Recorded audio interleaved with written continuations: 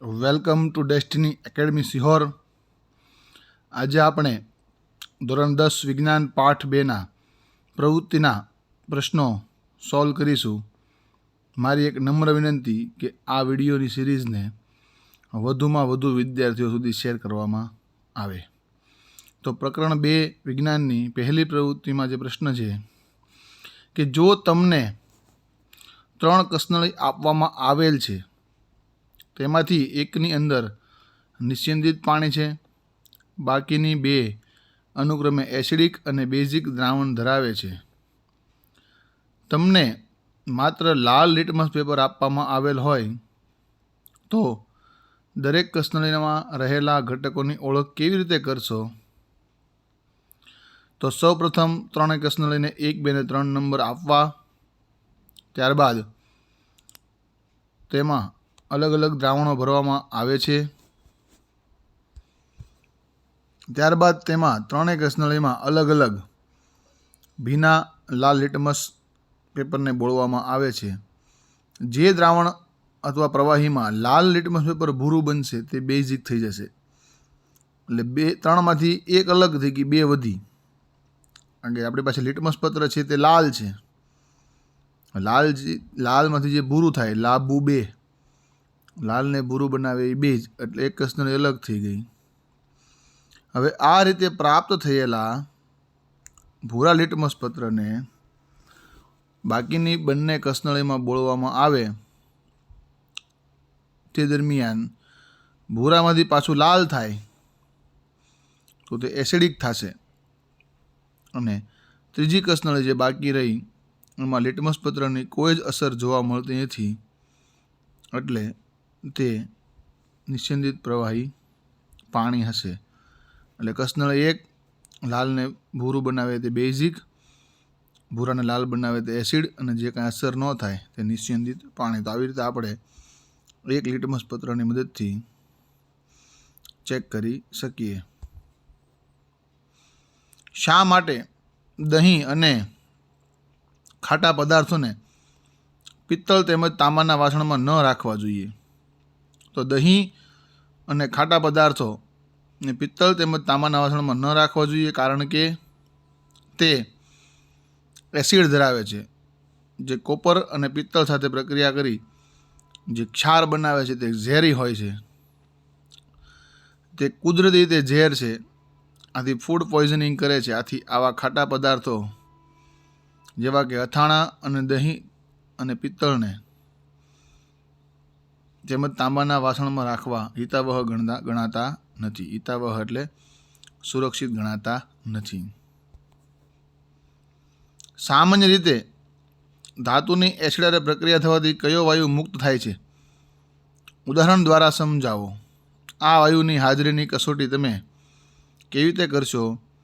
તો ધાતુની એસિડ સાથે સામાન્ય પ્રક્રિયાથી હાઇડ્રોજન વાયુ ઉદ્ભવે છે, જેમ કે Zn+HCl gives ZnCl2+H2, Mg+H2SO4 gives MgSO4+H2.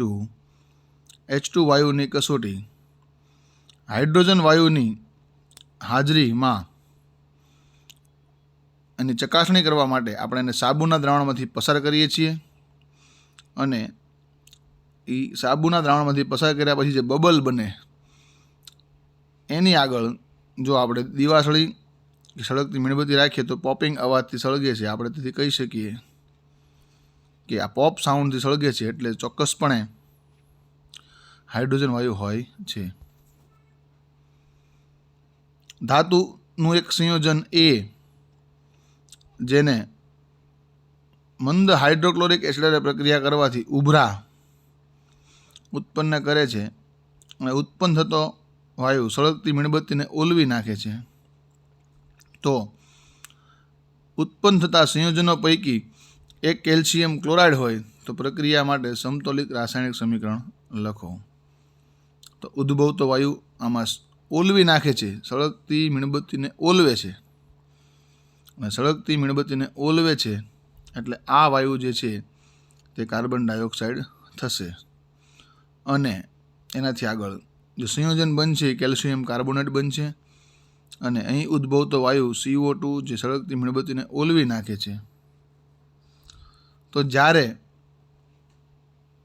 ધાત્વીય કાર્બોનેટની acid હારે પ્રક્રિયા કરવામાં આવે ત્યારે એમાંથી એક નિપજ કેલ્શિયમ ક્લોરાઇડ હોય છે અને આ નિપજ મેળવવા માટેનું જે સંયોજન છે તે કેલ્શિયમ કાર્બોનેટ હોય છે.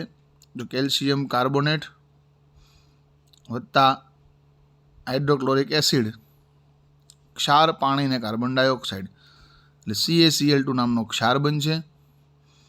CO2 વાયુ ઉત્પન્ન થશે અને પાણી આમાં મળશે. શા માટે HCl, HNO3 વગેરેના જલીય દ્રાવણ એસિડિક લક્ષણો ધરાવે છે, જ્યારે આલ્કોહોલ તેમજ ગ્લુકોઝના સંયોજનો એસિડિક લક્ષણ ધરાવતા નથી?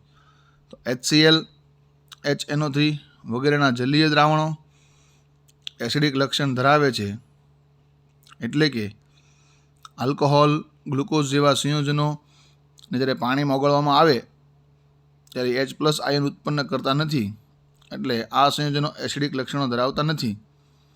સંયોજનોની એસિડિક લાક્ષણિકતા તેમાં હાજર વિસ્થાપનીય H+ આયનની હાજરીને લીધે હોય છે. આ પ્રકારના H+ આયનો જલીય દ્રાવણમાંથી મુક્ત થઈ શકે છે, એટલે તે એસિડિક ગુણધર્મ માટે જવાબદાર છે. આથી HCl અને HNO3 વગેરેમાં આવા વિસ્થાપનીય H+ આયનની હાજરી હોવાથી તે એસિડિક લાક્ષણિકતા ધરાવે છે. ગ્લુકોઝ આલ્કોહોલ પાસે H+ આયનની હાજરી ન હોવાથી તે એસિડિક લાક્ષણિકતા દર્શાવતા નથી. શા માટે એસિડનું જલીય દ્રાવણ વિદ્યુતનું વહન કરે છે?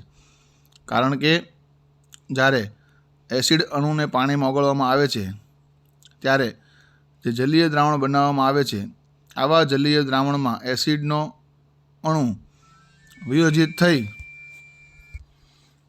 આ મુક્ત થતા આયનો એક જગ્યાએથી બીજી જગ્યાએ વિદ્યુતનું વહન કરતા હોવાથી એસિડનું જલીય દ્રાવણ વિદ્યુતનું વહન કરે છે. Ha એટલે કોઈ પણ પ્રકારનો એસિડ જ્યારે એને પાણીમાં ઓગાળવામાં આવે જ્યારે H+ અને A- અથવા તો H3O+ આયન ઉત્પન્ન થતા હોવાથી તે વિદ્યુતનું વહન કરે છે.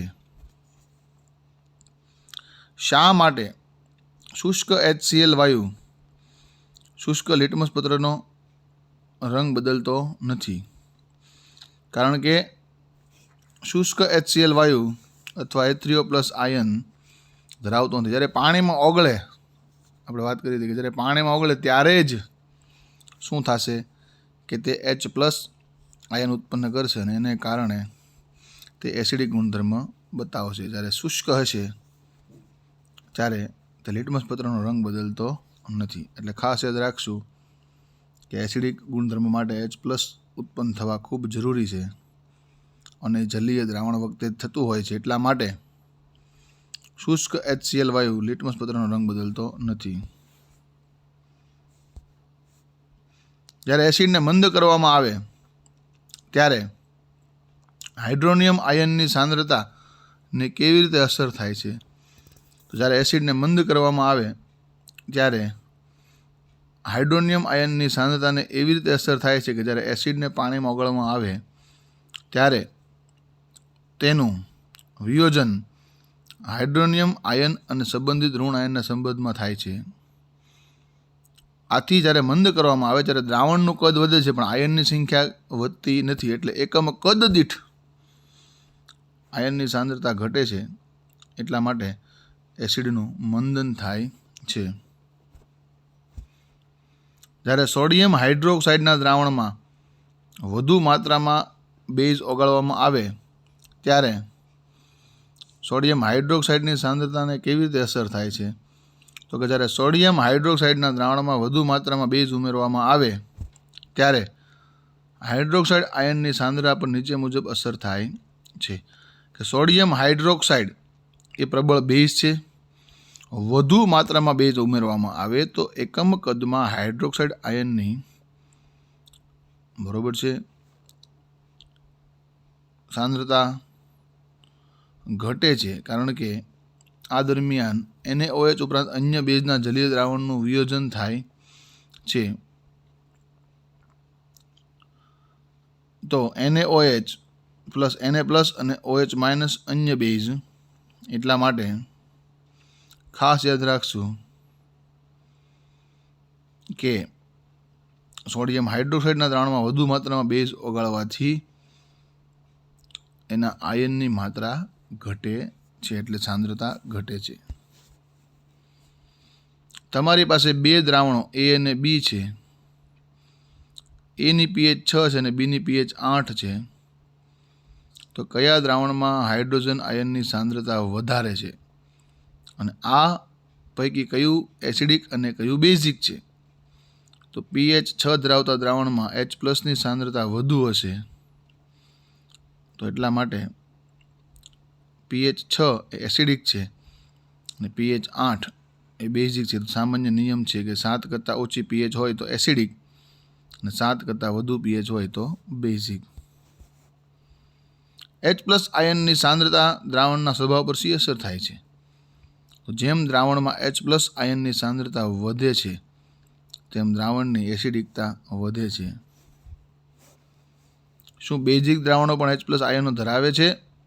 અને જો હા, તો તે શા માટે બેઝિક હોય છે? હા, બેઝિક દ્રાવણોમાં પણ H+ આયનો હોય છે, પરંતુ તેઓ સ્વભાવે બેઝિક હોય છે કારણ કે તેમાં OH આયનની સાંદ્રતા H+ આયન કરતાં વધારે હોય છે.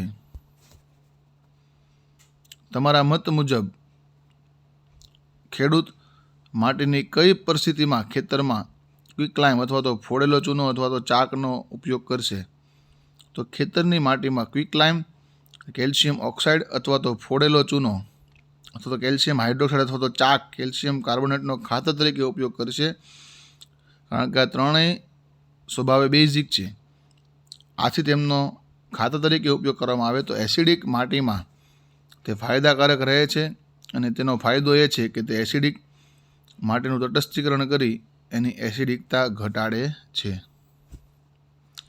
CaOCl2 નું સામાન્ય નામ શું છે? બ્લીચિંગ પાવડર અને રાસાયણિક નામ કેલ્શિયમ ઓક્સીક્લોરાઇડ. એવા પદાર્થનું નામ આપો કે જેની ક્લોરીન સાથે પ્રક્રિયા કરવાથી વિરંજન પાવડર મળે છે. તો કેલ્શિયમ હાઇડ્રોક્સાઇડની ક્લોરીન સાથે પ્રક્રિયા કરવાથી બ્લીચિંગ પાવડર બને છે. સખત પાણીને નરમ બનાવવા માટે કયું સંયોજન ઉપયોગી છે? Sodium carbonate. સોડિયમ હાઇડ્રોજન કાર્બોનેટના દ્રાવણને ગરમ કરતાં શું થશે? તેમાં થતી રાસાયણિક પ્રક્રિયા માટે સમીકરણ લખો. તો સોડિયમ હાઇડ્રોજન કાર્બોનેટ એટલે કે ખાવાના સોડાને ગરમ કરવામાં આવે ત્યારે કાર્બન ડાયોક્સાઇડ વાયુ ઉત્પન્ન થાય છે, ખાસ જેથી ઇડલીના ઢોકળા ફૂલે છે. એટલે NaHCO3 ને ગરમ કરવાથી Na2CO3 plus H2O plus CO2. Plaster of Paris અને પાણી વચ્ચે થતી રાસાયણિક પ્રક્રિયાનું સમીકરણ લખો.